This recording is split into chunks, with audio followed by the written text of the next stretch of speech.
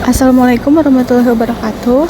Kami dari kelompok 13 akan mempresentasikan hasil diskusi kami dengan judul Organizational Change atau perubahan organisasi.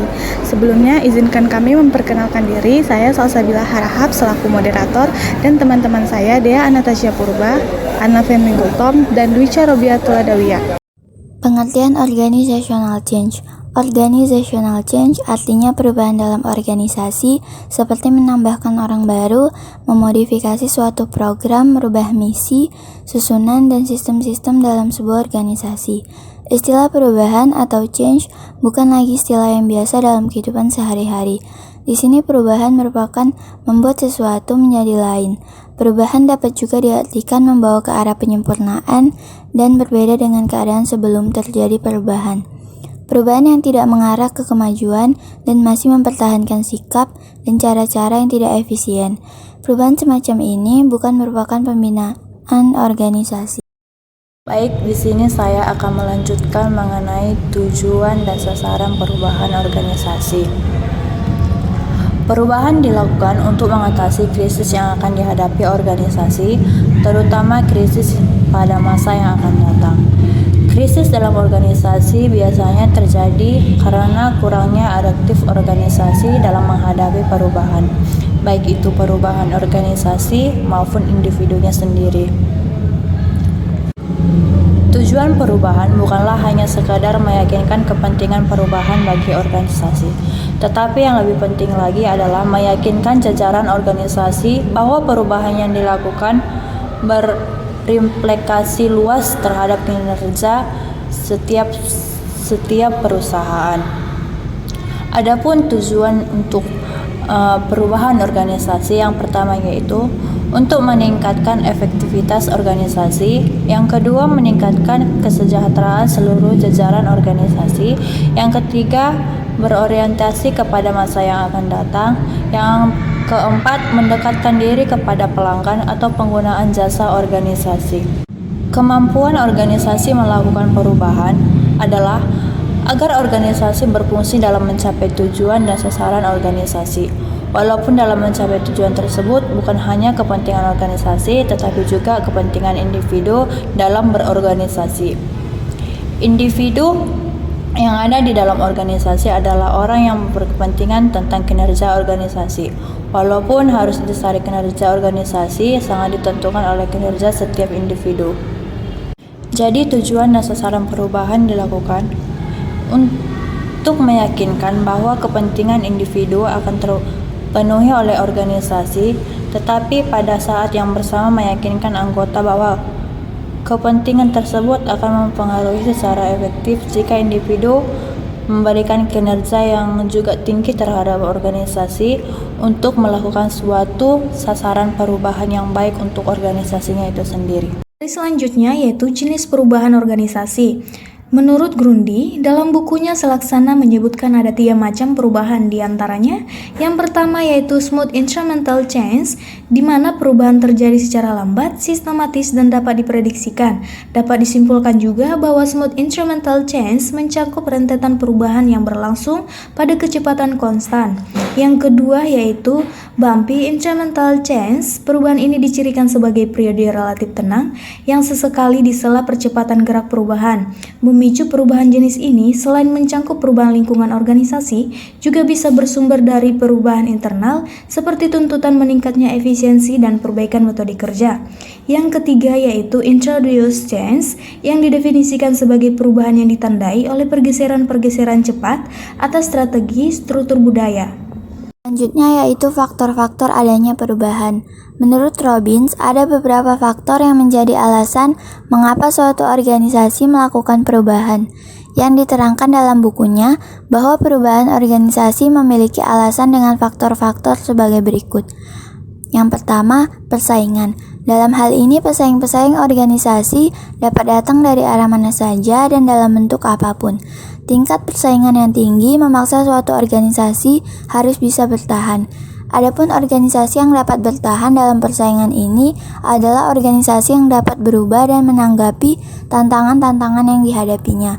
Organisasi dapat dengan tangkas melakukan inovasi secara kreatif, fleksibel, adaptif, dan sensitif terhadap lingkungannya. Yang kedua yaitu kejutan ekonomi. Kondisi perekonomian yang berubah-ubah dan tidak dapat diprediksikan seperti yang terjadi pada sewaktu-waktu akan dapat mengejutkan dunia usaha. Kejutan ekonomi ini wujudnya seperti anjloknya harga minyak, kenaikan BBM, kelangkaan bahan pokok, dan jatuhnya nilai mata uang. Kejadian seperti ini akan memaksa suatu organisasi untuk berubah secara adaptif agar dapat menyesuaikan diri dengan keadaan.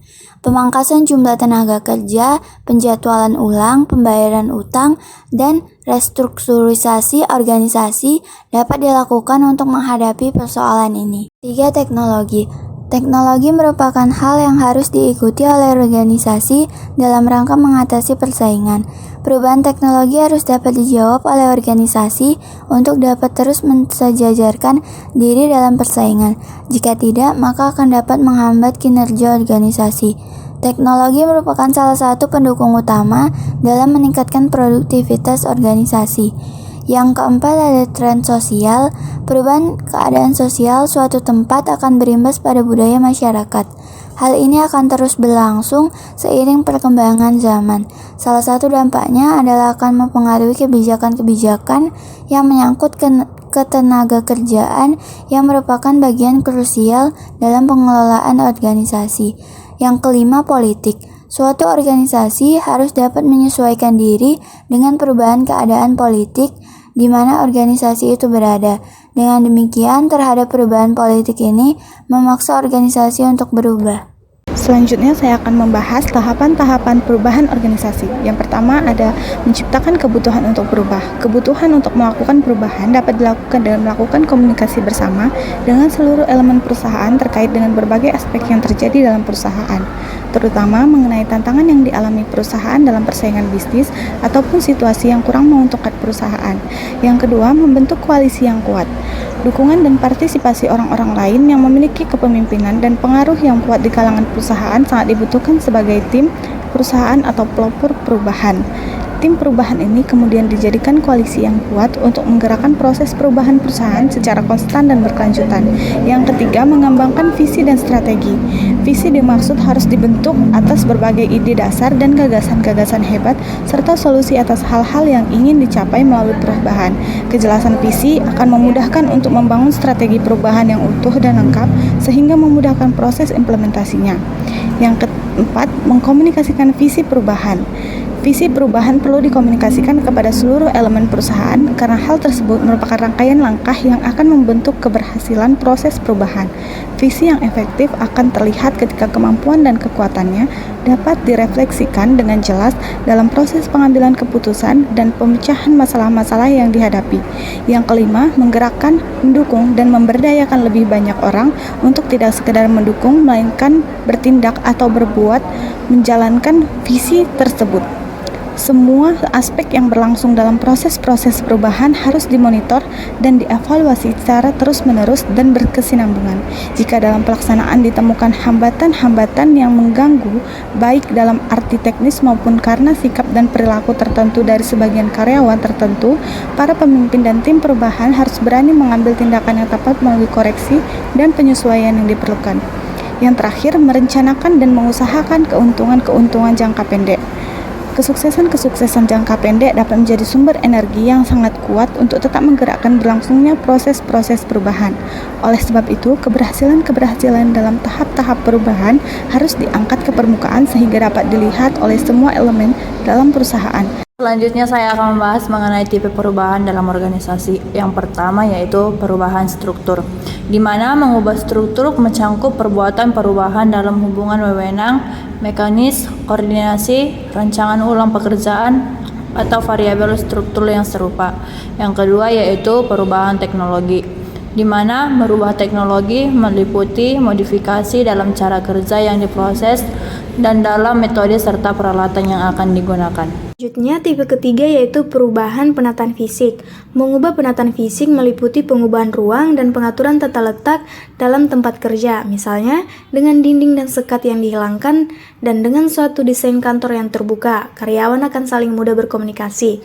Sama halnya dengan manajemen dapat mengubah kuantitas dan tipe penerangan, tingkat hangat, dan desain. Yang kelima yaitu perubahan individu, mengubah orang mengacu pada perubahan dalam sikap, keterampilan, pengharapan, persepsi, atau perilaku karyawan. Perubahan individu ada untuk membantu individu dan kelompok dalam organisasi itu untuk bekerja sama selain lebih efektif. Kesimpulannya, organizational change atau perubahan organisasi adalah proses di mana suatu organisasi berpindah dari keadaan yang sekarang menuju ke masa depan yang melibatkan perubahan terhadap komponen-komponen organisasi seperti tujuan, struktur, teknologi, dan perilaku karyawan dan untuk meningkatkan kinerja karyawan. Perlu dilakukan evaluasi dalam perubahan dalam organisasi dan pegawai harus meningkatkan kemampuan untuk melaksanakan pekerjaan.